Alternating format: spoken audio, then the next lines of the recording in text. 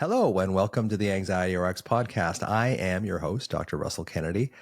Recently, I did a Q&A session for my MBRX people, the people that are in my MBRX program. And the session went about 2.5 hours long. So it's a very long session. So I've chopped it up into 4 segments for the podcast. And I hope you enjoy the segments. I hope you get something out of it. It gave me a chance to really explain my theory of anxiety based on what people ask me.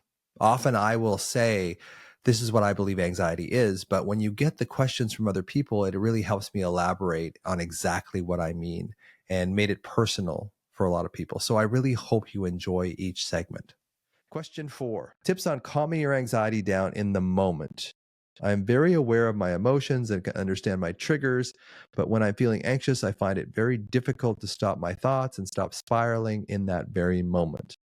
I enter a maladaptive state where my thoughts really bring me down. I can't stop myself from thinking, even if I move my body, meditate, or do a certain task.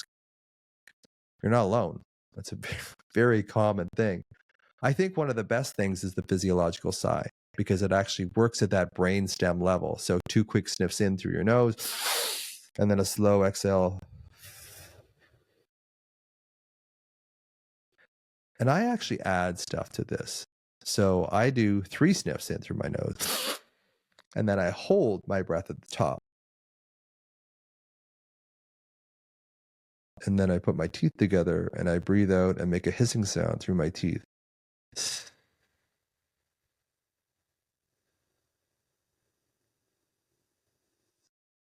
And while I'm making that hissing sound,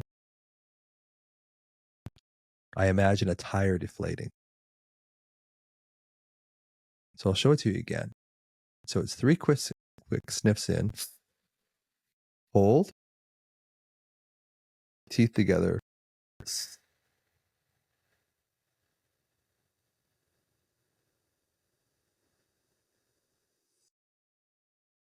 Relax your shoulders, relax your jaw. Do it one more time. Hold.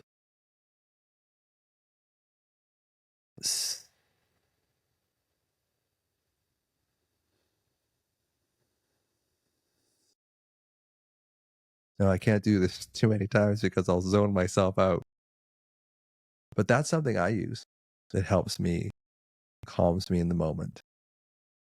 The other thing is a little more cognitive, is saying to yourself, I am safe in this moment. Am I safe in this moment? This helps people in the middle of the night.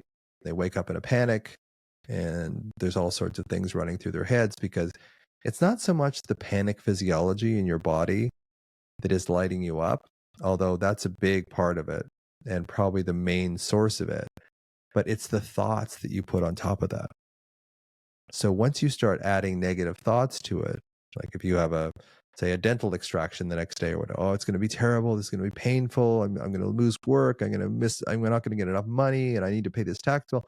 Just stacking, just the way your brain works to make sense of this alarm in your body. If you can immediately use your body rather than get out of your head. And this is where the mantra sensation without explanation comes from. And that's what I say to myself, sensation without explanation. So even though I feel the alarm, even though I feel this alarm in my chest, like just really raging in there and just begging my mind to start worrying and make up all these warnings, what ifs, and worst case scenarios, I just focus on the sense in my body, even though it hurts, especially if it hurts. Put my hand over it, I breathe into it, I stay with it, because really that alarm is that scared child. Through the insula, through the amygdala. Amygdala has no sense of time. You regress back into this childlike state. So it's just bringing yourself into the present moment. A lot of dysregulation is the fact that we haven't pulled ourselves from our past trauma and pulled ourselves away from the future permutations that our mind starts to make for us. Because we are, I find the smarter the person, the more anxious they are, because they actually can create these plausible worries.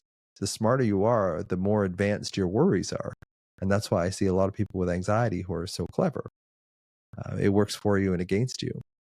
So it's really understanding that going into your body is critical. Trying to stay in your mind won't work. It won't ever work. That's why I'm not a huge fan of am I safe in this moment when you're really lit up, although it does help. Because again, that's a cognitive strategy. That's a thinking strategy. Am I safe in this moment? Or I am safe in this moment. And really sensing that you are safe in the moment. It helps, but it's usually better. I mean, do this at the same time. Like find your body, put your hand over your alarm, breathe into it, and then say, in this moment, I am safe. In this moment, I am safe. And you can also say sensation without explanation. So you feel the sensation in your body. You don't go into your head. It's like the old Buddhist saying that pain is unavoidable, but suffering is optional. So pain in this life is unavoidable. We're all going to feel pain. But the suffering is what we do to ourselves. The suffering is just adding those horrible thoughts and the warnings and the what ifs and the worst case scenarios to it. That's the suffering. So if you can allow yourself to feel the pain, sensation without explanation, staying in the pain, you start realizing that, hey, this is really uncomfortable, but I can handle it. This is the same thing about the agoraphobia. I can handle it. I can stay in this. I don't like this. I don't like this feeling. It's kind of like when I do cold plunges. You know, we go into these freezing cold waters, and immediately your brain is screaming at, like, get out of this, get out of this freezing cold water. Like, get out now. And then you say, no, I've been here before. I know this immediately for the first 5 or 10 seconds is excruciating. And then there's this sense like, okay, I can handle it. And again, I think this is where the periaqueductal gray and the endogenous opiates, your own brain's morphine, starts getting secreted into your brain. And then you develop this confidence that, yeah, I can go into this 3 degrees Celsius water and I can stay in here. It's uncomfortable. I don't like it. But the feeling you get when you get out, I mean, I'm sure there's a high. I'm sure there's an endogenous opiate high with that too, which alleviates anxiety for sure. But there's also this confidence like, no, I didn't immediately jump out. I don't immediately go up into my head and think and worry. There is this sense that I have control. There's a switch in there where I can decide, yeah, I can stay with this pain. I can stay with the discomfort of this ice cold water.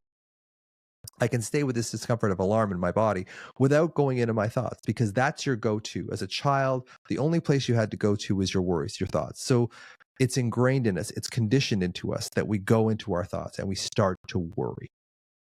And it does work temporarily for 0.4 of a second, but we have to keep 0.4, 0.4, 0.4. We have to keep worry to kind of outrun that feeling of alarm that we'll never outrun. So it becomes this alarm anxiety cycle that we can never get out of. And that's where most practitioners, I think, fail, because they start thinking, or they start believing that we can change your thoughts and change your anxiety. Now, you can do that in the short term, but it doesn't last. Just like worrying alleviates something neurochemically in the short term, but it doesn't last, which is almost the definition of addiction, or is the definition of addiction. Something that makes you feel good for a second, but then over the course of the long term makes you feel worse. So it's really critical to know that you have to go into your body instead of going into your head. Your head does not have the answers. You can't beat thoughts on their own turf. You just cannot beat them. They will pin you every time. So the only thing you can do when you start feeling alarmed is to go into your body. And even if it's uncomfortable, it's like being in that ice cold water and staying there and just saying, I'm going to stay with this. I'm going to allow myself to process this. And then you develop confidence. And Bessel van der Kolk talks about this in The Body Keeps the Score. It's like, we're not teaching people how to get rid of their anxiety.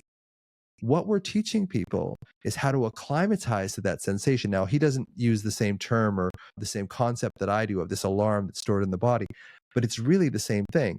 It's like, how do we acclimatize to this uncomfortable sensation, just as it is being in ice cold water, and stay with it? rather than immediately escaping into our heads. Because if the issue is in, say, your chest, if your alarm is in your chest, and every single time you feel alarmed, you go into your head, every single time, this in your chest never gets metabolized, never gets dealt with. It just, you bounce off it, you go into your head every single time. This never has a chance to change. So this is where sensation with that explanation comes from. And I talk about this in the book, about how I'm at this personal development retreat in Whistler, and I just had this download that said sensation without explanation. Just allow yourself to feel it without worrying. Now, this takes practice. This is not something that is easy to do initially, and your ego will revolt when you want to stay in that pain. Just like when I get into the cold water, my brain is saying, get out, get out, get out. Your ego will say, get out of this pain, get out, go into your head, go into your worries. But that's a losing proposition every time. You never heal from that. So calming your anxiety in the moment is really about sensation without explanation. It's just going in there, allowing yourself to feel it. Now, some traumas, some alarms are just, emotional, sexual, physical abuse, this kind of stuff as a child.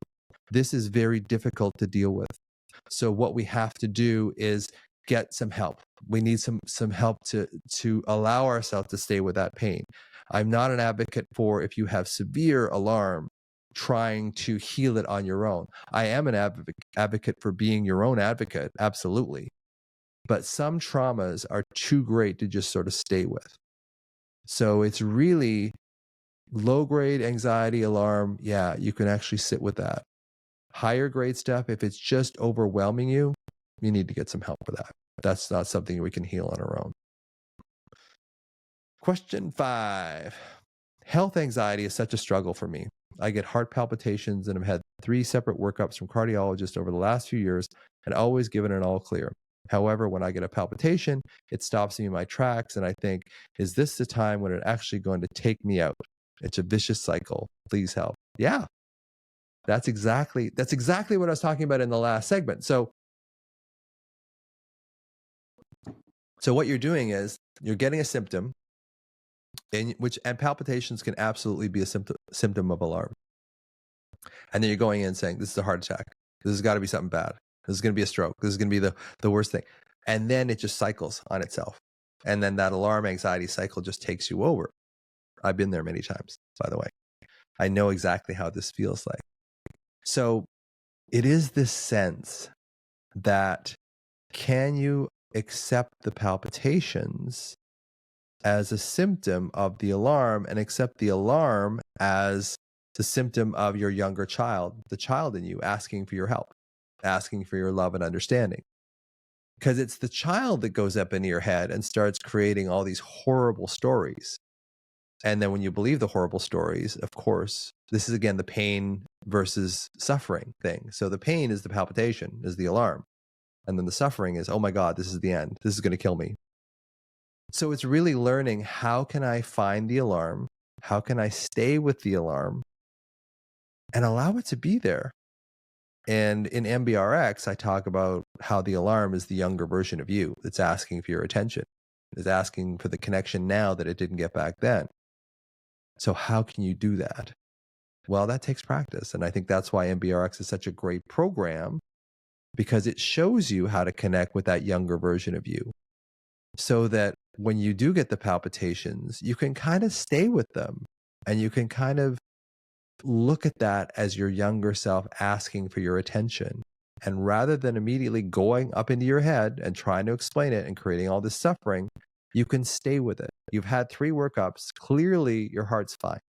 If you've had 3 cardiologists work up, your heart is fine. But I hear this all the time. This is very, very common. Palpitations is probably in the top 3 of all symptoms of alarm. Palpitations is a huge one because it goes into the vagus nerve, which the vagus nerve innervates the heart. It slows the heart. So if you have intermittent activity through the vagus nerve, your heart rate can vary, and you can start getting these sort of PACs, PVCs, premature atrial contractions, premature ventricular contractions, that are normal for that particular situation. They're not harmful in any way. If I do a Holter monitor on you, if I do a Holter monitor on anybody, which is this 24-hour monitor we use to check your heart, I will see PACs and PBCs in just about everybody. It's a normal reaction. The heart can't pump at 100% efficiency all the time, but it's the story we attach to it. If we start attaching the story like, oh my God, this is the end, then it's only going to make the alarm get worse, which is going to feed in through your amygdala, through your insula, through all the stuff. It's probably going to cause you to go into an age regression, which is going to feed back into your nervous system, into your body through the autonomic nervous system, the fight or flight nervous system, and create irregular heartbeats. That's normal. It's going to create a tension in your throat. It might create nausea, some abdominal contractions, some gut contractions, or stopping gut contractions. All these things are run through, well, a lot of them are run through the vagus nerve, but through your parasympathetic rest and digest nervous system, and balanced by the fight or flight nervous system. And one of the things that trauma does is that trauma activates the sympathetic and parasympathetic wings at the same time. So let's take an example. You're 8 years old and your father is screaming at you for some reason or another. Now, your sympathetic reaction is going to be high alert, high fight or flight. But there will be a point where it gets overwhelming, and then you'll go into what's called dorsal vagal shutdown, which is a very acute response of the parasympathetic nervous system, which shuts down this thing. So it's kind of like a freeze, like an animal, when an animal gets cornered, it goes into this dorsal vagal shutdown. It freezes, it feigns, it goes into this appearance of death. And we do the same thing. So we get this co-activation in the nervous system with trauma. And one of the things, I'm going to go off on a bit of a tangent here, but one of the things that activates the parasympathetic and sympathetic activity at the same time is play. So if we can learn how to play, if you can learn how to play with your palpitations, if you can learn, and I'm not minimizing it, I know I've had them myself, I know exactly what this feels like, is can you develop a place where you can play with the symptoms? Because again, it's the alarm, it's the child in you that's afraid. So as soon as you allow yourself to go into your chest, go into your body, and just see if you can breathe into it. Do a few rounds of the physiological sigh. Try not to get into this thing where you go up into your head and create worst case scenarios, because that's just going to punch you into this high alarm state, which is just going to feed the whole thing together. You've had three workups. Your heart is fine. It's operating normally. When we get stressed, even if you're going to, people with 100% absolutely normal hearts who are going up on stage to talk in front of people often get palpitations, because it's just the way your nervous system is wired. So it's, can you get into this sense of alarm? Can you find the alarm in your system and really see if you can calm it down first at a body level? Physiological sigh, breathing in, self-touch, tapping, whatever you need to do to sort of get into the sensation of the alarm and away from this thought that this is the end. That's the best advice I can give you, is to go into your body and get out of your head. Can the same approach, I assume you mean MBRX, help with OCD? Yeah, I believe so. I believe that OCD, anxiety, depression, personality disorders, eating disorders, all these things come from some form of childhood nervous system dysregulation. Not always, but most of the time. Some sort of dissociation from self. So the more you can connect with yourself, the more you can alleviate that alarm. And it's the alarm that's running the depression. It's the alarm that's running the OCD. It's the alarm that's running the anxiety. Anxiety is just a manifestation of the alarm. There's many manifestations of alarm. Depression is another one. Like I said, eating disorders are another manifestation of alarm. This is why the DSM, the Diagnostic and Statistical Manual, has all these disorders, but the symptoms are kind of the same. They're kind of mix and match. If you have 5 out of these 9 symptoms, then you have this disorder. It's like, no, that's not how it works. It's doctors trying to explain really what is almost a spiritual issue. And I'm a neuroscientist, so it's like we're really good at mind and body in medicine, arguably. But the spirit part has a huge part to do with healing. And we don't address that because we don't know how to reduce it scientifically, because spirit is spirit. We can't sort of grab it out of the sky and study it. It just doesn't work that way. And I think a lot of these nervous disorders, anxiety, depression, eating disorders, OCD, they are spiritual disorders on some level.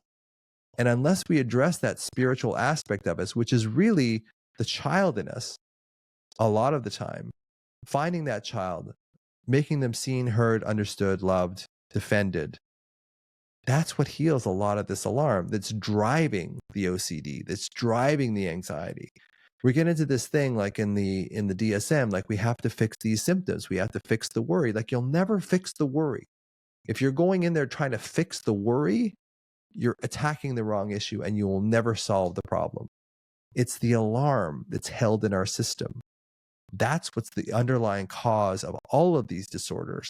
And if we go in and almost spiritually on some level find that younger version of us, show them they're seen, heard, loved, and protected, and connect with them, that's how we heal. And psychedelics, dissociatives, ketamine, all these microdosing, psilocybin, all that stuff does this. All of it sort of separates the adult and the child so that we can get some objectivity and we can start seeing where this stuff began. Because if we can go back to the place that it began and we took that fork in the road that led us into anxiety, depression, OCD, eating disorders, and we can get to that fork in the road again and we can take the other path, then we can change what we're feeling today. And that's how we heal in the longer term, as opposed to the short-term solution with medication. Again, I'm not against medication, but trying to train your brain, your rational brain, to think differently is extremely difficult when your body's got this huge sense of alarm in it.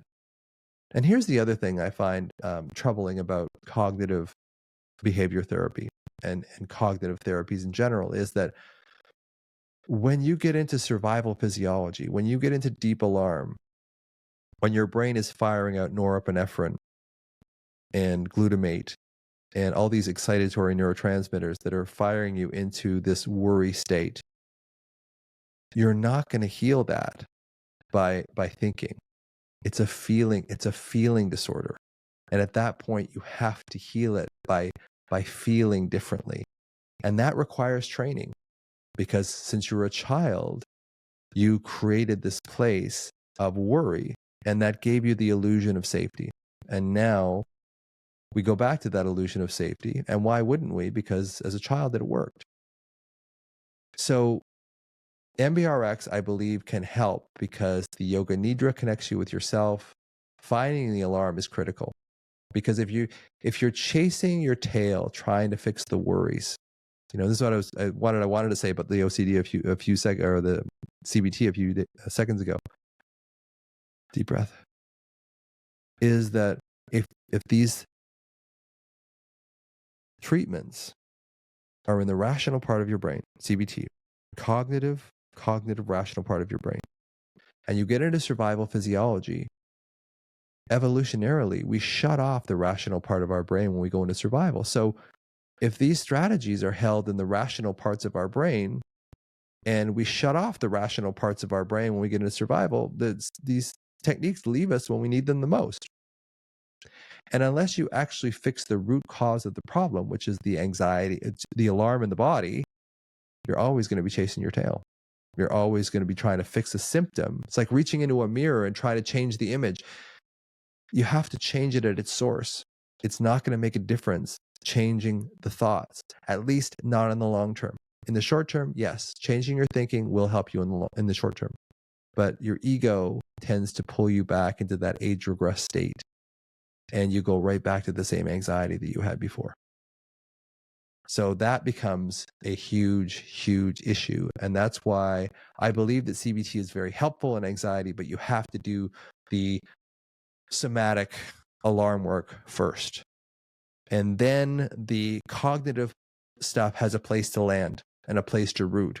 But if you're just trying to do change your cognitive mind, as soon as you get into that survival physiology, you lose your cognitive brain and you lose this ability to engage those strategies in the first place. So I do believe that this approach can help with OCD as well. depending on how deep it is, and again, how much trauma is associated with it.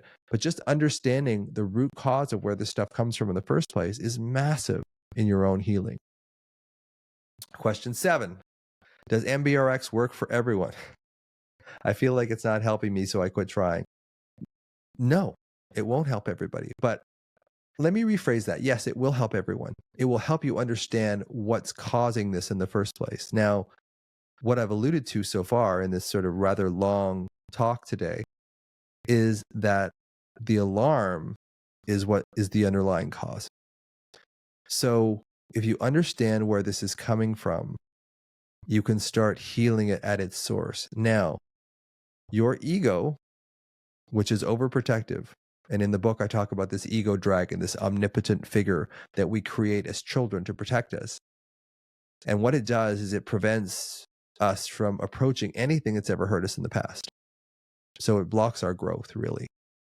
So if we can't actually allow ourselves to go back and feel this, we will never heal from it. So what I see with people is when they start healing, when they start, their worries start going away, that ego dragon freaks out because it believes that it's the only thing that's been keeping you safe, and it's been keeping you safe with worry for all this time.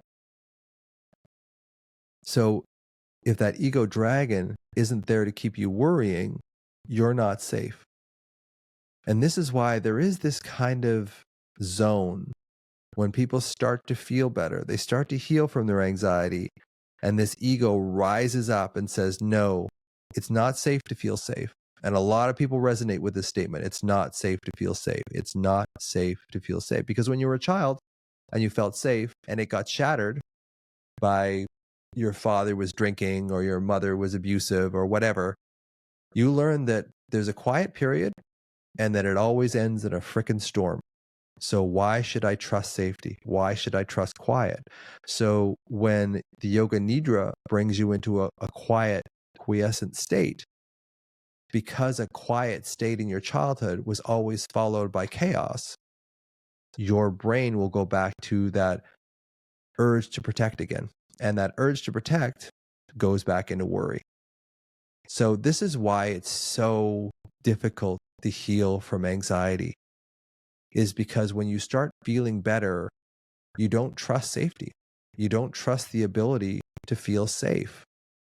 And we need that ability to feel safe in order to heal from anxiety. So it's this catch-22. So I tell everyone that I work with is that your anxiety, when you start to feel better, may start to rise up to kind of pull you back into that old state, because, you know, as human beings, we equate security with familiarity. And what was familiar to you as a child, you will unconsciously replicate as an adult. It's called the Freudian repetition compulsion.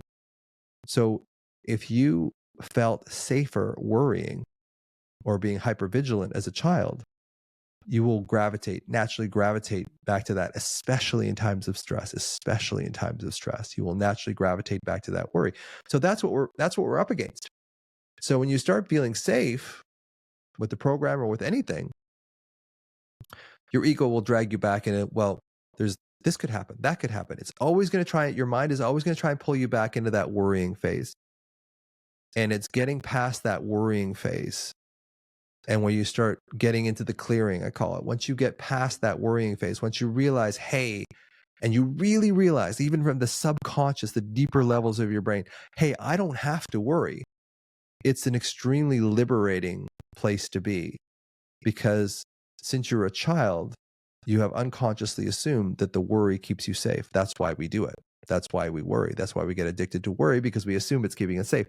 So when we start feeling safe, and we're not comfortable feeling safe because of what safety meant in our childhood, we will regress back into the worry. This is why it's so hard. You know, it's like being in the mafia. It just sucks you back in.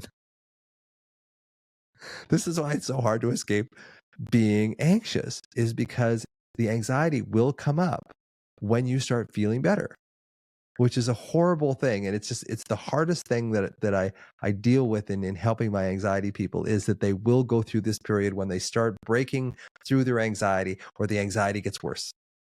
And that's why it's so hard to heal. But that's why you do the persistent, that's why you do the meditations. And if it's not helping you, that's when get some professional help. Like, see if you can find a really good counselor who knows about somatic therapy, who can really help ground you through the situation, because this is really hard to heal on your own. Like, if you're doing this program for more than a month and it's not really helping, it's probably a sign that you need some extra help as far as that kind of stuff goes. And that's why, that's why I price it really cheaply, because it's the cost less than the cost of a therapy session, because I know therapy is expensive. I know it's one of the things that really hurts me, because I know so many people need this one-to-one connection with people, with a therapist, with a good therapist, to heal from this. And I try to put out the best product that I can, knowing that it's not going to help everyone. So when you say it's not helping you, so you quit trying, it may be that your ego dragon got a hold of you and just sort of sucked you back into the old place of where the child in you felt safe. So I feel bad for you, but it's a sign that if you need, get a little extra help. But these understandings that MBRX provides are invaluable, and they're not available through traditional psychiatry or psychology. Traditional psychology and psychiatry believe that anxiety is an issue of the mind. I don't. I believe it's an issue of old trauma that's unresolved, that's held in the body, that's only reflected by the mind. So if you've been doing it for, a long time and it's not helping you, it's probably a sign that you should get some therapist that can really go in there and help you. Whew. Okay. Question 8. I've been doing the various meditations, particularly the Yoga Nidra and the releasing resistance, on a regular basis, almost daily, for about 4 months, and haven't noticed any improvement. This is what I'm saying. In fact, the more I tried to relax and let go, the more intense the anxiety got. This is exactly what I'm saying. This is it. This is exactly what I'm saying. What am I doing wrong? You're not doing anything wrong. You're not doing anything wrong. I mean, I would just keep going, just keep going, because your ego is so strong. Our childhood, that ego dragon in us is so powerful, because it comes from this very childlike place. And when we get anxious like this, we regress, we age regress. We're not the resourced adult, if any of us are resourced adults, that we are today. We become a 6-year-old, we become an 8-year-old or a 10-year-old. So it's just keep going, just keep going. And again, if it's not helping, take this to a therapist. Say, this is what I'm working with. It hasn't been helping me so far. Is there something that you see that I'm missing, that I'm not doing, that I could be doing better, or that I could be getting more connected with the younger version of me? Because we can't do it alone, especially if we have major, emotional, physical, sexual abuse in our past. It's impossible to heal that on your own. Now, you can feel better, but the thing that I'm trying to do with MBRX is put you in charge of your own healing. So you decide if you need a therapist. You decide what you're going to do. It's not coming from outside of you. You're not a powerless, helpless child anymore. And that's really what I'm trying to get across with MBRX, is that you are an adult. You don't have to age regress back into that place anymore. You can make decisions, and you can start using that, approaching the other person, approaching the person across the room, sort of going at this hard and not as a victim, going at it to the place where I am not going to let this get me anymore. I am not going to live like this anymore. I am not going to live like this anymore. I am going to go at this. And like I said, when you do that, you create all these chemicals in your brain that says, okay, let's fucking do this. Let's do it. But if you're like, oh my God, this is terrible. What if this happens? What if that happens? Your brain chemistry and your body chemistry is going to take you over, and it's just going to suck you down the drain. So it's really, and I have a huge chapter in my book about this, victim mentality. It's about, how do I recognize my victim mentality? And I'm not blaming you by any means at all, but how do I get out of victim mentality? Because victim mentality is probably the number one thing that keeps us trapped in anxiety and alarm. And victim mentality is fed by that ego dragon. It tells you that, no, you have to worry. This is not going to help. That's not going to help. Worry is the only safe place, because as a child, it was the only kind of safe place. and you will gravitate back to that. And that's what makes it really, really difficult to change. So you're not doing anything wrong. That's the thing. You're not doing anything wrong. It's some people have just extremely powerful childhood egos, and it's very hard to overcome that. And that's why you need some help. Question 9. You mentioned about finding the feeling and putting your hand over the area. However, my anxiety can rise when I'm driving, which is hard to do and focus on. Do you have any suggestions for whilst I'm driving to instill your advice to help me stay calm? Well, physiological sigh you can do while you're driving. You can put your hand over the area. I mean, supposedly having 2 hands on the wheel. I don't know about the laws in your state or your province where you are, but it's really focusing on that sensation. It's really drilling down and finding the alarm. Like, that's what the MBRX program is really designed to do. And to some extent, the book. It's really trying to help you find this alarm state that's held in your body and breathe into it and breathe through it. It's almost like childbirth in a way, is that it's painful. It's really painful to go into this place where you were hurt as a child. But know that the adult in you can handle it. And again, if it's extreme childhood abuse or neglect or abandonment or whatever, get some help. But in any event, being more compassionate to that child in you. The first book I wrote, Anxiety RX, is all about being aware of the anxiety, how it shows up, the alarm, how it shows up, going into your body and breath, that's B, and then having this compassionate connection to the child in you, that's the C. And really, while you're driving, breath is probably the strongest connection to your conscious connection that you have to your autonomic nervous system.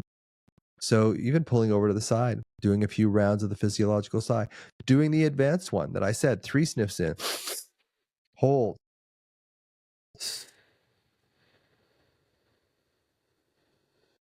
and breathing through your teeth. And just doing a few rounds of that, but practicing at home.